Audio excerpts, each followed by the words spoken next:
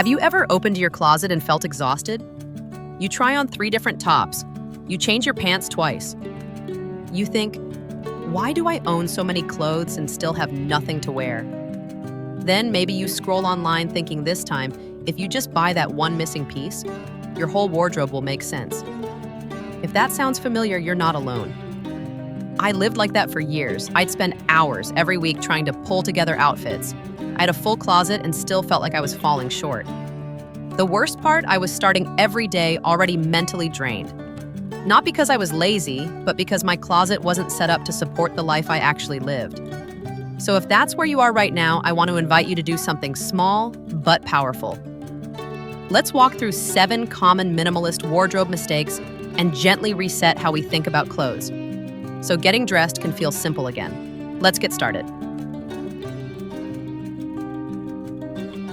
Number one is keeping clothes that no longer fit. There is a kind of fatigue that many women never name. It is the feeling of standing in front of the wardrobe, seeing items that no longer fit, but still not wanting to let go. The jeans that won't zip up. The dress that once made you feel beautiful, but now you can't breathe when you put it on. And the shirt that makes you afraid to raise your arms for fear of the buttons coming undone. You keep them not because you will wear them, but because you want to believe that one day you will be able to wear them again. But every time you see them, you don't feel hope. You feel pressured. You feel like you're not enough, not trim, not back to the way you were. We don't realize this, but it's those items that no longer fit that are silently making us feel like failures every day. They are silent reminders that I used to be better. I need to try harder. I have to change to be worthy of dressing well again. But the truth is, you don't need to go back. You don't need to fix yourself to look good. You are not that old pair of pants that are too small, and your worth is not determined by whether you can fit into them. The solution I found here is simple. Today, pick 3 items that you know no longer fit. Not almost, but definitely no longer fit. Try each one on. Feel how your body reacts. If you have to hold your breath, pull it up and down, or feel self-conscious. As soon as you look in the mirror, you have your answer. Throw them away. When you clear out the items that no longer fit you, we'll notice one thing. Choosing clothes in the morning becomes easier. Everything fits. The feeling when you look in your closet is no longer disappointment, but relief. And more deeply, you're sending a very clear message to yourself. I accept this body.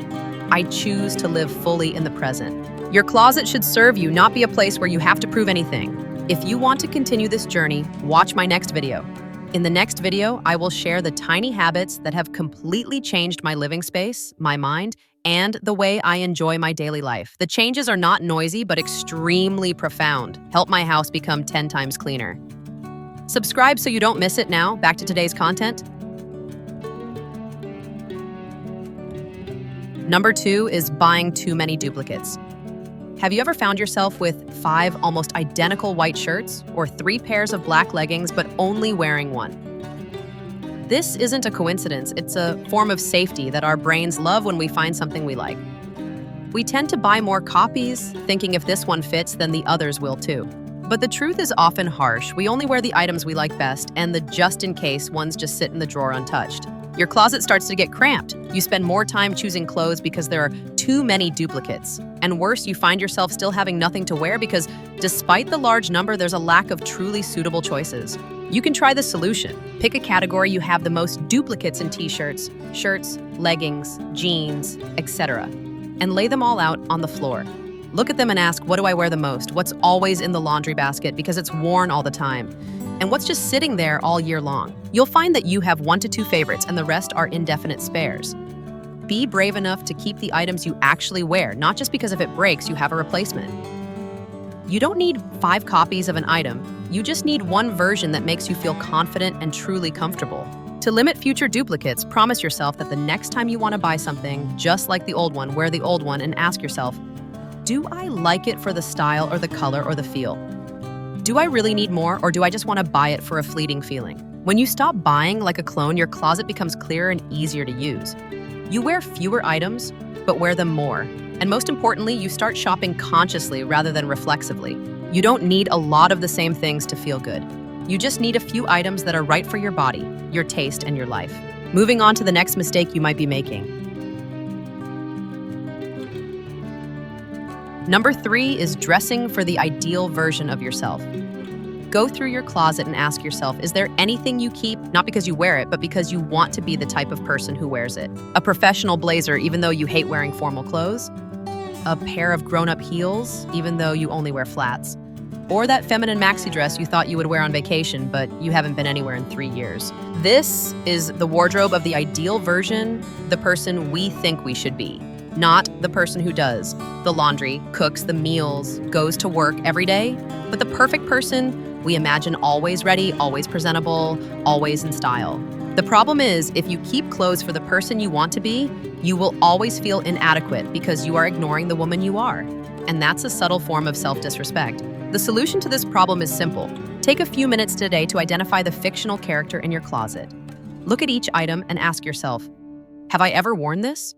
Do I really feel comfortable, or do I just feel like it fits the image I want others to see? If that item represents a different version of you and a job you haven't had, a body you haven't achieved, a life you don't really live, then you have the right to let it go. Not because you're giving up on your dreams, but because you're choosing to live in the present. When you only keep items that fit your real life, you'll feel one thing very clearly. Your wardrobe starts to serve you, not a stage forcing you to play a role. You don't dress to be someone else.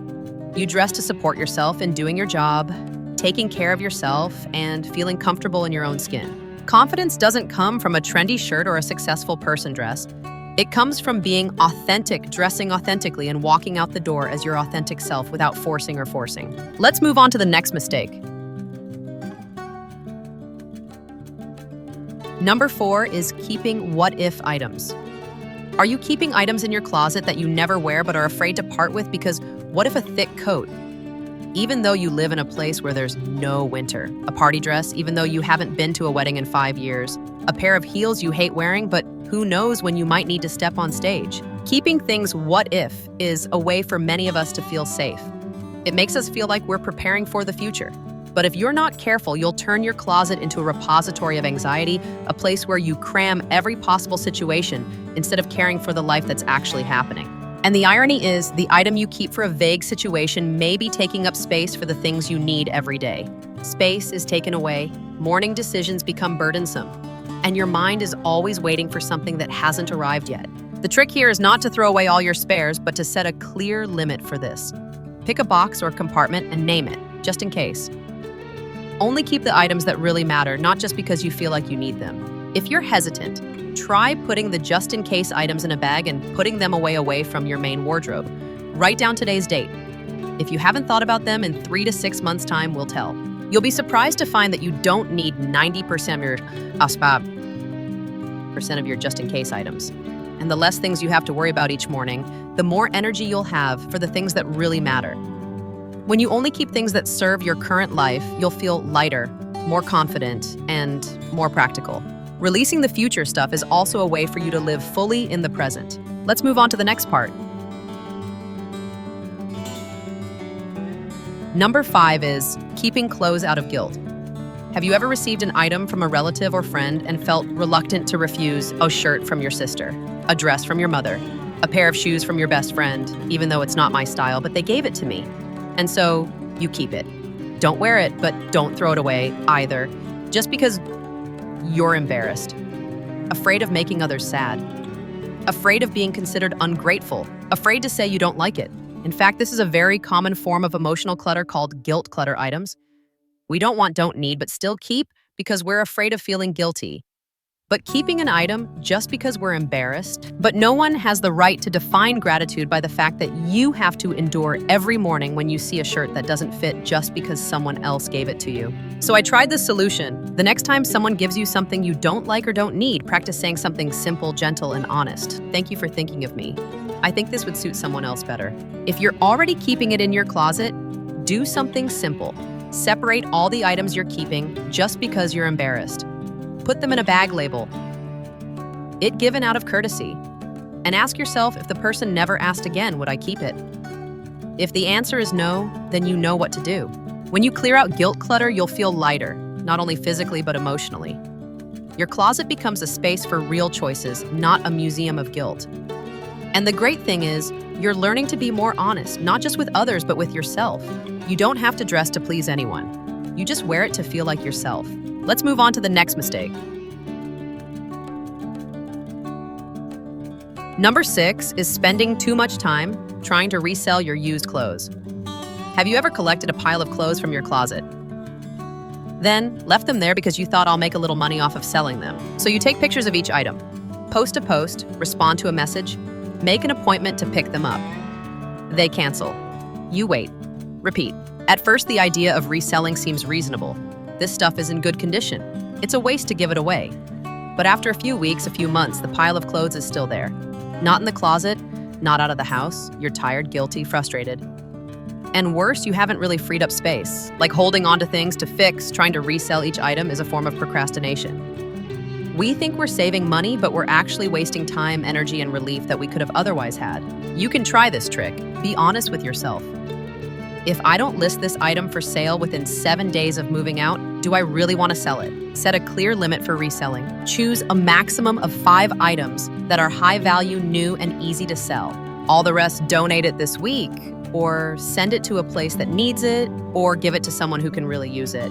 The time you spend putting a shirt up for sale could be spent relaxing or simply sitting and drinking a cup of coffee in peace. You've learned your lesson about those things. Holding on to try to get a few tens of thousands back is not recovering capital. It's prolonging the feeling of regret. When you let go of the need to recover value, you will find that you free up space faster.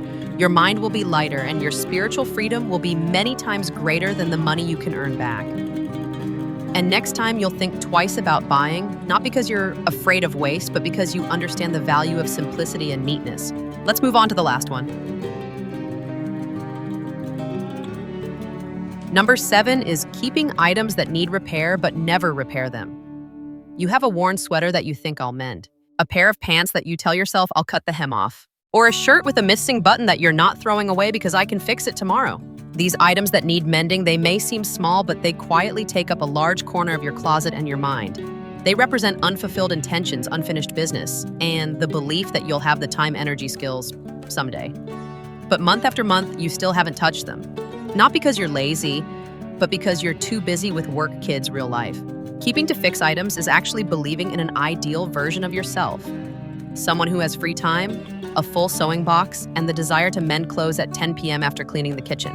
Try this solution. Ask yourself honestly, if I haven't mended it in 6 months, would I really want to wear it? Pick a quiet afternoon and take out all your to-fix items at once. Divide them into 3 groups. To be mended this week, choose no more than 2 items. Set a clear schedule. Get them mended if you really want to wear them again. Decide now. If you don't want to bother with it, the answer is probably you don't need it that much. It's time to say goodbye to those items you keep because it would be a shame to mend them, but you wouldn't actually wear them again, even if they were perfect. Remember, the intention to mend is not equal to the action. If you can't or don't want to do it in the next 7 days, you've got your answer. When you clear out your fix pile, you'll feel a real sense of relief. No more guilt. Every time you open your closet, no more unfinished lists staring back at you through every hole in your shirt. You're freed from the hidden procrastination, and you're learning to know your limits. Not everything that can be fixed is worth keeping, and not every intention needs to be turned into action. Sometimes, letting go of an unfinished project is a way to save your energy for more important things.